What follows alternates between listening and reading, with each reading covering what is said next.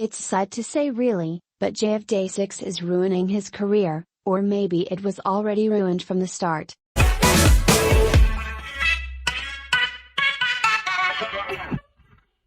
The subject for today is We're having such a great time, guys, Shut right? the fuck up.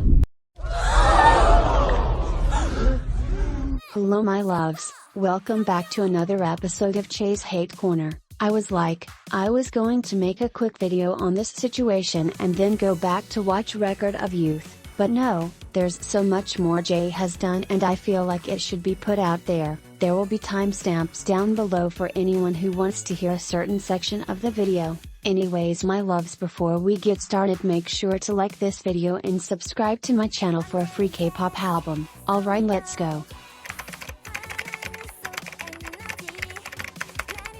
I wanted to first start with what the situation is and then my opinion, then start with everything else Jae had done. It all started when Jae went live on Twitch and said this on live. Okay, now that I'm not in K-pop anymore, I could say this. Why Jamie trying to be a thought?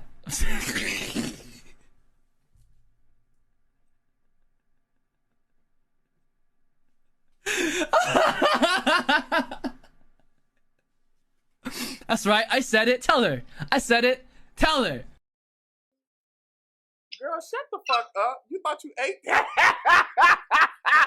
Bitch, Now it's time for my opinion on it. Ever since I got into K-pop I always knew Day6, even though I didn't really stand Day6 even, I would listen to their music frequently, and my bias was one pill. Jae was always a member that stuck out to me. Everyone loved him. He had a beautiful voice and was always outspoken, but since summer of 2021 I've noticed that Jae was acting off per se, and a lot of my days noticed it also, and a lot of people speculated it had to do with mental health issues, and the things he was saying on live and on Twitter got progressively worse, until one day he called Jamie a thought. Now people could see this in two different perspectives. Number 1, Jae got too comfortable, and crossed his boundaries. We see this a lot in friendships, just look at what Jamie said.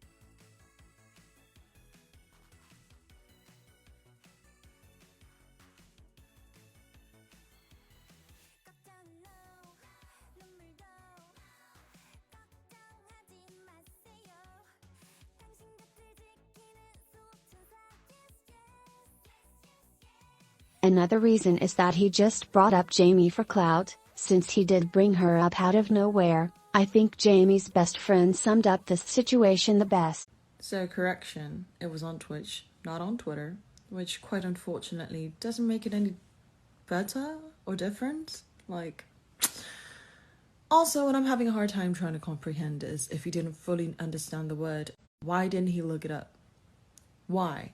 It's literally that easy. If I don't know a word, I make sure that I fully understand the definition of the word and decide if I want to use it or not. You don't have an excuse.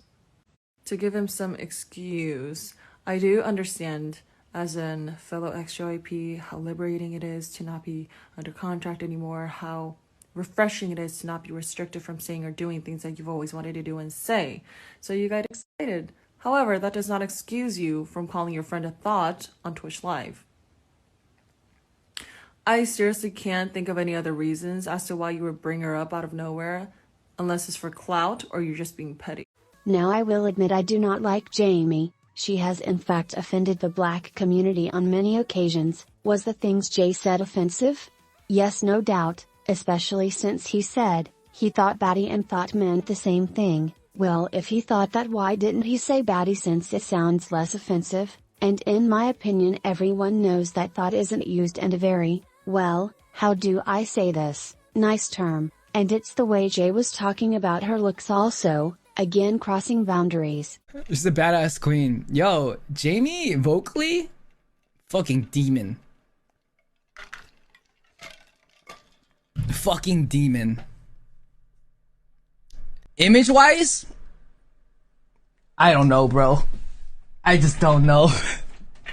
I feel like the conversation about Jamie throughout the whole live stream was so unnecessary and he was doing too much. No one should speak down on a friend like that, and him taking advantage of his so-called freedom could affect his former group Day6 and his overall image. But my overall question is, why do men in K-pop, actually men overall, feel the need to comment on women's looks and bring women down in general? It irks my nerves actually. But now I want to touch on how Jae might be ending his own career, and specifically in K-pop. And before you bring up, well, he left JYP, he's still with Day6, so when Day6 does promotions again he will most likely be there also. But usually when most idols leave their group, they either start a solo career, stay out of the limelight, or settle down and do something smaller. And we can see that's what Jae is doing with his gaming and Twitch channel. Honestly, Jae can do what he wants, and sure, you can be happy for him that he gets to live his life the way he wants to, but at the same time I feel like he forgets that he's still a fairly popular person and has a very big fan base. And no, I don't mean him cursing or anything like that, I mean things like this. Let's take a look at what Jae has done, and I just want to say I got all these allegations from a thread on Twitter. This is their account if you want to read the thread for yourself.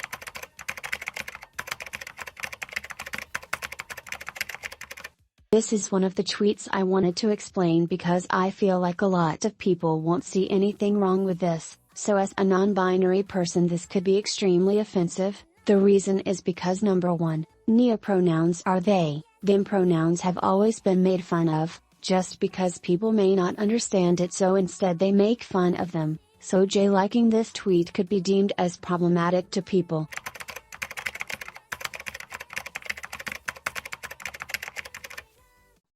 When we were playing Rust together, of anyone who killed you? No. No? That was cool. I actually like XQC, even though he called me K-pop Andy. I don't know. I don't know if that's like if it's a compliment or if it's I don't even know. And he called Timmy Harry Potter because he wears glasses. Yeah, he comes up with names for people. Yeah, and I was like, wow, at least that proves he's not racist. No, I was like, he's a cool guy. I really like him. Yeah. I genuinely like XQC.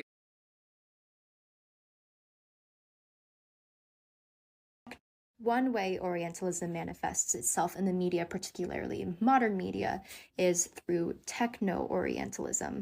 At first, you may think it's the opposite of Orientalism because techno-Orientalism seems to depict Asian countries as technologically advanced. While these portrayals are of technological advancement, they are also of these Asian societies being dystopic and intellectually primitive. Hence the trope of the Asian lady robot. So it's like, wow, look, they have all this really horrifyingly advanced technology, but they're subservient, they're static, they're unfeeling, they need our help still. Many people, myself included, believe that techno-Orientalism arose from the fear that the East was becoming too advanced and that they were going to take over. Orientalism is dangerous, and it breeds things like xenophobia and xenophobia. I urge every leftist, if you have not already, to please become familiar with this concept and reflect on how you maybe have internalized it. I'll put a link to Orientalism in the comments below. I can link a couple other articles and authors as well. But there you have it, a 3-minute intro crash course on Orientalism.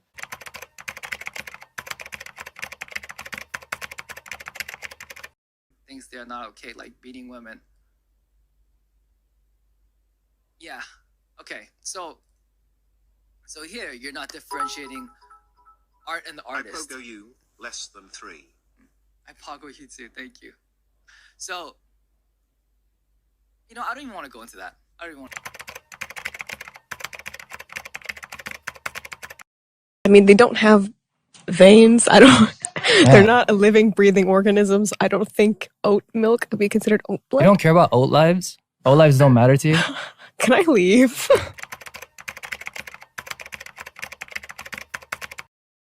If you've been living under a rock and don't know who Keepstar is, he is a random wit guy on YouTube, not really sure what he does, but he made this diss track to K-pop stans, and he managed to disrespect to many idols when it's really directed towards fans of K-pop. I don't know, it's weird. That was all for the video, and if you made it this far, thank you for watching, and go turn on post notifications for the next time I upload.